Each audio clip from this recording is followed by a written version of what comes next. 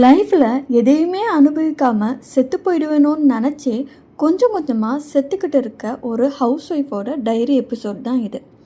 S, நான் ஒரு house wife. எனக்கு 8th ஸ்டாண்டர்ட் படிக்கிற ஒரு பையன் இருக்கான். சின்ன வயசுலேயே மேரேஜ் பண்ணிட்டாங்க. ஆஃப்டர் மேரேஜ் தான் பிஜி கம்ப்ளீட் பண்ணேன். என்னை பற்றி சொல்லணுன்னா நல்லா படிக்கிற பொண்ணு.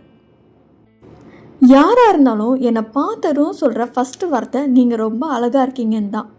ஆனால் அந்த வார்த்தையை ஒரு நாள் கூட என் ஹஸ்பண்ட் சொல்லி நான் கேட்டது இல்லை. மேரேஜ் ஆன கொஞ்ச நாள்லையே அவர் வெளியூர் போயிட்டார். அப்பப்போ வருவார். நானும் எங்கள் அம்மா வீட்டில் இருந்து என் ஸ்டடீஸை கம்ப்ளீட் பண்ணேன். அப்படியே டைம் ஓடிருச்சு. என் படிப்பை நான் முடிக்க அவர் வெளியூர்லேருந்து வர கரெக்டாக இருந்துச்சு. அதுக்கப்புறம் நான், என் பையன், அவர் எல்லாரும் என் மாமியார் வீட்டில் தான் இருந்தோம். அவர் கூட பக்கத்தில் இருக்கும் போது தான் அவரை பற்றி தெரிஞ்சது. அழகான ஒய்ஃபை ரசிக்க தெரியாத ஒரு ஆள். மேரேஜ் ஆன நாள்ல இருந்து இப்போ வரைக்கும் அவராக என்னை எந்த விஷயத்துலையும் காம்ப்ளிமெண்ட் பண்ணது இல்லை. ஏதோ ஒய்ஃப்னு இன்ட்ரடியூஸ் பண்ணுறதுக்கு ஒரு ஆளாக மட்டுமே என்னை வச்சுட்டு இருந்தார். அவர் போரிங்கான ஆளுன்னு நான் அக்செப்ட் பண்ண ஸ்டார்ட் பண்ணேன். சேம் டைம் அவர் பண்ண பிஸ்னஸ் லாஸ் ஆகி வேலைக்கு போகாமல் வீட்டில் இருக்க ஆரம்பித்தார். ட்ரிங்க்ஸ், ஸ்மோக்கிங் ஹேபிட்டுன்னு எல்லா கெட்ட பழக்கமும் வந்துச்சு. நான் அவரை வெறுக்க ஆரம்பித்தேன். இதை எங்கள் வீட்டில் சொன்ன போது, உனக்கு பணம் தானே ப்ராப்ளம், அதை நாங்கள் தர்றோன்னு மாதம் மாதம் பணம் அனுப்ப ஆரம்பித்தாங்க. அவங்கள பொறுத்தவரை மணி ப்ராப்ளம் ஓவர். ஸோ பொண்ணோட லைஃப்பும் சேஃப், அவ்வளோதான். பட் எனக்கு யாருக்கு பிடிக்கும் வேலைக்கு போகாமல் ஒய்ஃப் கிட்ட கொஞ்சம் கூட ரசிக்கிற மாதிரி பேசாத ஒரு ஹஸ்பண்டை?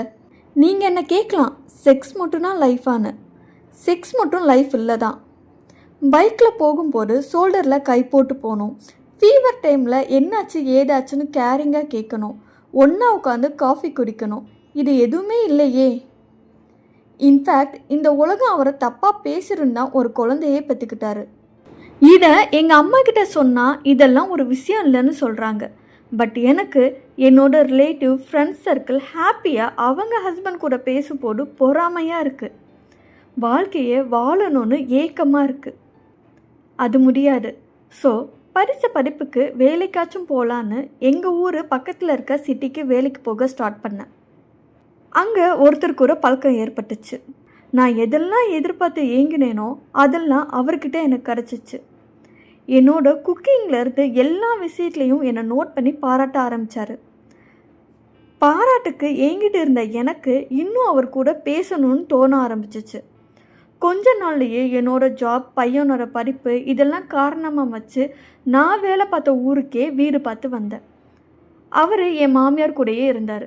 வீடு மாற்றி வந்ததுக்கப்புறம் அவர் கூட இருந்த பழக்கம் இன்னும் அதிகமாச்சு. அவர்கிட்ட ஒரு ஒய்ஃபாகவே நான் நடந்துக்க ஆரம்பித்தேன். கொஞ்ச நாளில் நான் அவருக்கு அடிமையும் ஆனேன். என்னை லீகலாக மேரேஜ் பண்ணிக்கோங்கன்னு கேட்டதுக்கு முடியாதுன்னு சொல்லிட்டாரு.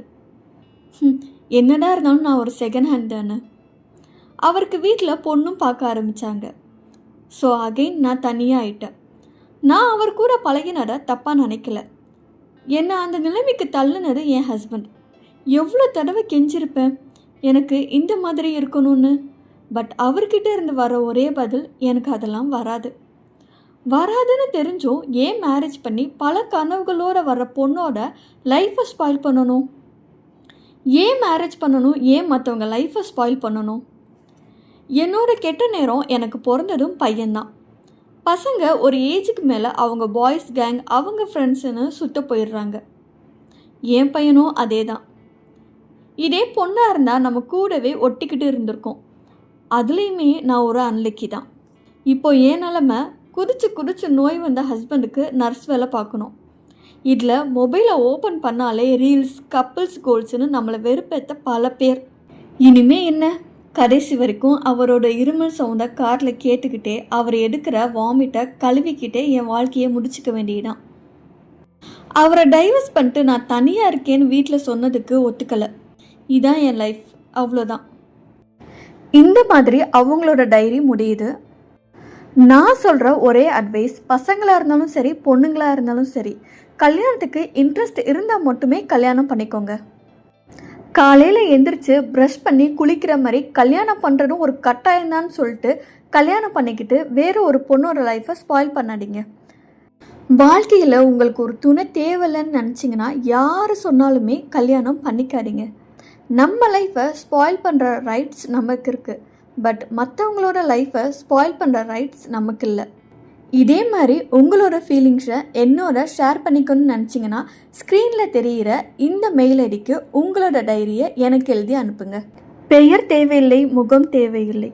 உங்கள் ஃபீலிங்ஸை நாங்கள் புரிஞ்சுப்போன்ற நம்பிக்கை இருந்தால் மட்டும் போதும். தேங்க்யூ.